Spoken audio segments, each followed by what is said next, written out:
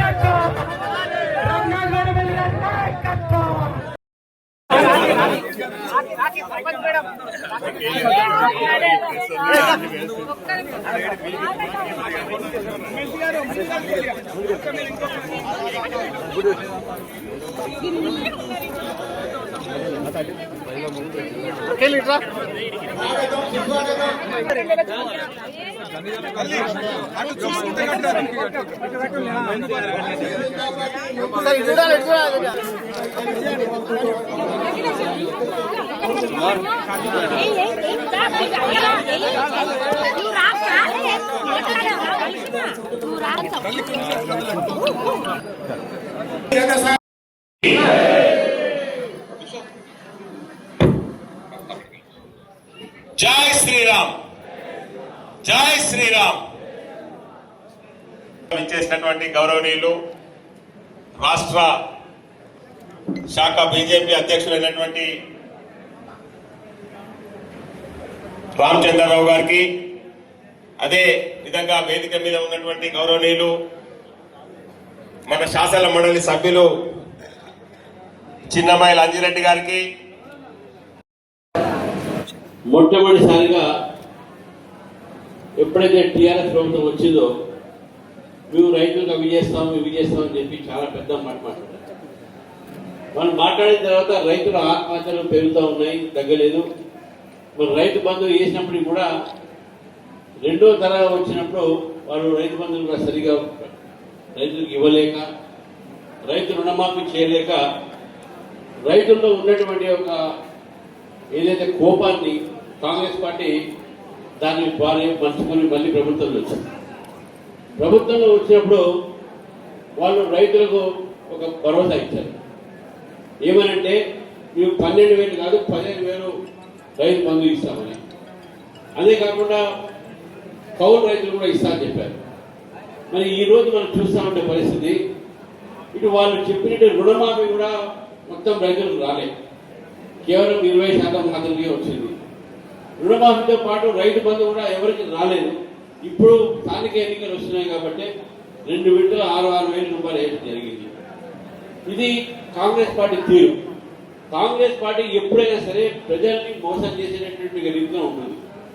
ఈరోజు రైతులను మోసం చేస్తూ ఉంది, మోసంతో పాటు అబద్ధాలు కూడా ఆడుతూ ఉంది. కేంద్రం యూరియా ఇవ్వట్లేదు, అందుకే యూరియా ఇక్కడ కొరత ఉందని చెప్పేసి మిత్రులారా మీరు మరొకసారి చెప్తా ఉన్నాను, కాంగ్రెస్ పార్టీ అన్ని అబద్ధాలు ఆడి రైతుల్ని తప్పుదారి పట్టిస్తా ఉంది. కేంద్రం నుంచి యూరియా 24-25 రబీ ప్రాంతంలో దాదాపు 12 లక్షల పైచిలకు టీఎం మనం ఏదైతే మెట్రిక్ టన్ అయినటువంటి ఒక యూరియా మనకి ఇచ్చింది. మనకు కావాల్సిన 9 లక్షలు మాత్రమే. మొన్న ఈ రబీ యొక్క పంటకు 6 లక్షల పైచిలకు ఇచ్చింది, ఇంకా నిలువ ఉన్నది ఇక్కడ. అయినప్పుడు కూడా యూరియా కొరత ఎందుకున్నది? ఈ ప్రభుత్వంలో ఉన్నటువంటి ఒక కొంతమంది దళారులకు, అదేవిధంగా కొంతమంది ఉన్నటువంటి ఒక బ్లాక్ మార్కెట్లకు, వీళ్ళందరికీ కూడా వాళ్ళు ప్రోత్సహించి యూరియా ఒక కొరతని ఈరోజు మొత్తం రైతులు సృష్టిస్తూ ఉన్నారు.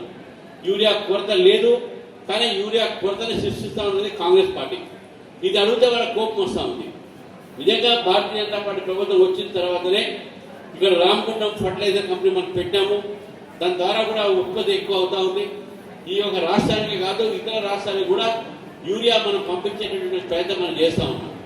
ఎక్కడ కూడా దేశంలో యూరియా కానీ ఎటువంటి ఎరువుల కొరత లేదు. కానీ తెలంగాణలో ఉంది అని అంటే ఇక్కడ ఎందుకు ఉందని దర్యాప్తు చేయమని చెప్పి నేను ముఖ్యమంత్రి గారిని డిమాండ్ చేస్తా ఉన్నాను. రెండో విషయం మీరు ఆలోచిస్తే రైతులకు రావాల్సినటువంటి రైతు బంధు రాలేదు. ఇంతకుముందు రఘునాథ్ గారు అడిగారు ఎంతమందికి మీకు ప్రధానమంత్రి కిసాన్ సమ్మాన్ యోజన వచ్చిందంటే ప్రతి ఒక్కరు కూడా కలిసి మాకు అందరికి వచ్చిందని చెప్పారు. 6,000 రూపాయలు అన్ని అకౌంట్లో దాదాపు 3 విడతలు పడుతున్నాయంటే ఎక్కడ కూడా ఆలస్యం లేకుండా మధ్యవర్తి లేకుండా, అంటే ప్రధానమంత్రి గారి ఆలోచన ఎట్లున్నది, రేవంత్ రెడ్డి గారి ఆలోచన ఎట్లున్నది. రేవంత్ రెడ్డి గారు ఇప్పటివరకు రుణమాఫీ చేస్తున్నారు, అది చేయలేదు. రైతు బంధు పెంచుతున్నారు, అది పెంచలేదు. రైతు బంధు ఇస్తున్నారు, అది ఇవ్వట్లేదు. మరి రైతులకు ఏం చేస్తున్నది కాంగ్రెస్ పార్టీని అడుగుతా ఉన్నారు. రైతులకు మోసం చేస్తున్నది, రైతులతో దగా చేస్తున్నది, రైతులని విచ్చలవాడిగా వాళ్ళ ఒక జీవితాలతో ఆడుకుంటుందని చెప్పేసి కూడా ఈరోజు భారతీయ జనతా పార్టీ భావిస్తామని. రాబోయేటటువంటి స్థానిక ఎన్నికల్లో రైతు సోదరుని ఒకటే కోరుతాను, ఏ కాంగ్రెస్ నాయకు వచ్చినా ఆయన అడగాలి మీరు ఎందుకు యూరియా నడ్డా గారు పంపించిన తర్వాత, యూరియా కేంద్ర ప్రభుత్వం పంపించిన తర్వాత కూడా ఎందుకు కొరత వస్తుందని అడగాలి మనం. ఇంతే కాకుండా మిత్రులారా, ఈరోజు రైతులకు సంబంధించినటువంటిగా మీకున్నటువంటిగా ఏదైతే సపోర్ట్ ఎంఎస్పీ ఉందో, ఈ ఎంఎస్పీ కూడా కేంద్ర ప్రభుత్వం అనేక సార్లు అనేకమైనటువంటి క్రాప్స్ మీద పెంచడం జరిగింది. అది ధాన్యం మీద కావచ్చు, అది వడ్ల మీద కావచ్చు, అదేవిధంగా పత్తి మీద కావచ్చు, మన పప్పుల మీద కావచ్చు.